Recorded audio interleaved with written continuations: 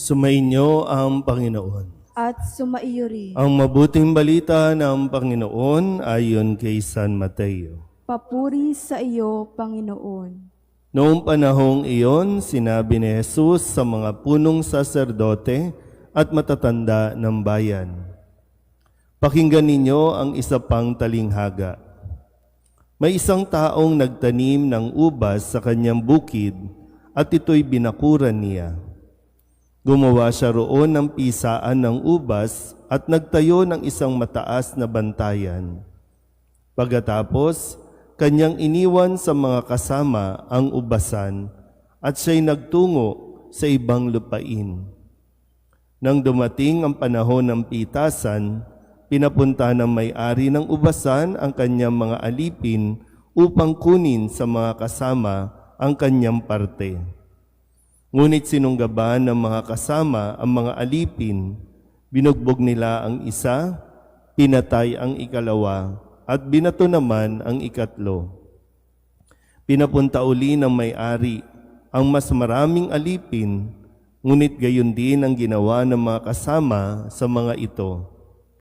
Sa kahuli-hulihay, pinapunta niya ang kanyang anak na lalaki. Igagalang nila ang aking anak, wika niya sa sarili. Ngunit nang makita ng mga kasama ang anak, sila'y nag-usap-usap.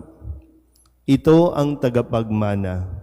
Hali kayo, patayin natin ang mapasa atin ang kanyang mamanahin. Kaya't siya'y sinunggaban nila. Inilabas sa ubasan at pinatay. Pagbalik ng may-ari ng ubasan, ano kaya ang gagawin niya sa mga kasamahang iyon? Sumagot sila, lilipulin niya ang mga buhong na iyon at paalagaan ang ubasan sa ibang kasama na magbibigay sa kanya ng kaparte sa panahon ng pamimitas. Tinanong sila ni Jesus, "Hindi pa ba ninyo nababasa ang talatang ito sa kasulatan? Ang batong itinakwil ng mga tagapagtayo ng bahay ang siyang naging batong panulukan. Ginawa ito ng Panginoon at ito'y kahanga-hanga. Kaya nga sinasabi ko sa inyo, hindi na kayo ang paghaharian ng Diyos, kundi ang bansang maglilingkod sa Kanya ng tapat." Narinig ng mga punong saserdote at ng mga Pariseyo ang mga talinghaga ni Jesus at naunawaan nilang sila ang pinatatamaan niya. Dadakwin sana nila siya, ngunit natakot sila sa mga tao sapagkat kinikilala ng mga ito na propeta sa Jesus. Ang mabuting balita ng Panginoon. Pinupuri ka namin, Panginoong Hesukristo. Isang magandang umaga po sa inyong lahat. Ngayon po ay Biyernes ng ikalawang linggo ng 40 araw na paghahanda.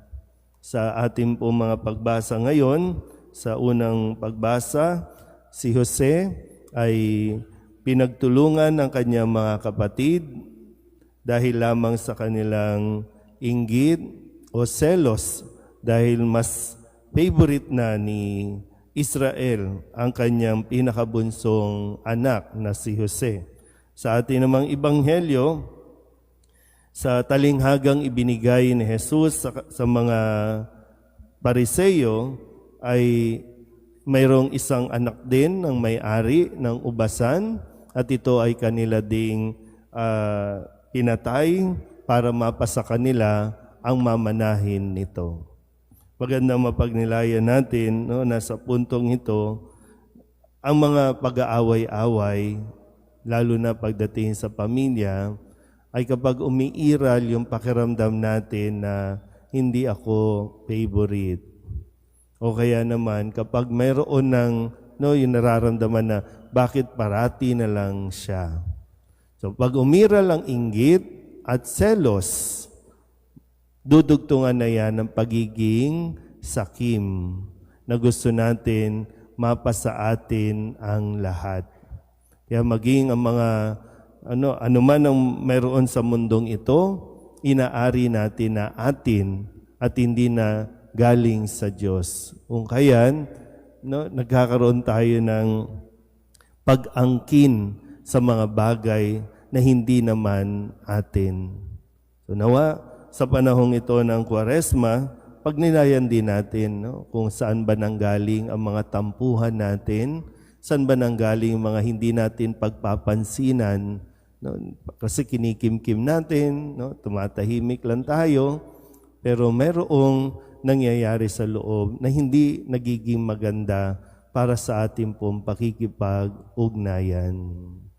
Tumanda na tayo at tumatanda na, halos karamihan sa atin dito, matanda na, pero ang mga pinanggagalingan ay yung mga karanasan nung maliit pa dahil lamang doon sa inaakala natin na karapatan natin na ibigay sa atin ng lahat. Atin, ako, no? Ako lang. Kaya kapag mayroong ibang nabibigyan, kapag mayroong ibang nagkakamit din, hindi tayo nagiging masaya. Dahil ang tingin natin ay kaagaw. Maging ang Diyos, ang tingin na natin, kaagaw. Kaya ayaw natin ibalik ang lahat ng mga pagpapasalamat, pagpupuri sa Kanya dahil naniniwala tayong deserve natin ang lahat ng ito para sa sarili lang natin. Amen.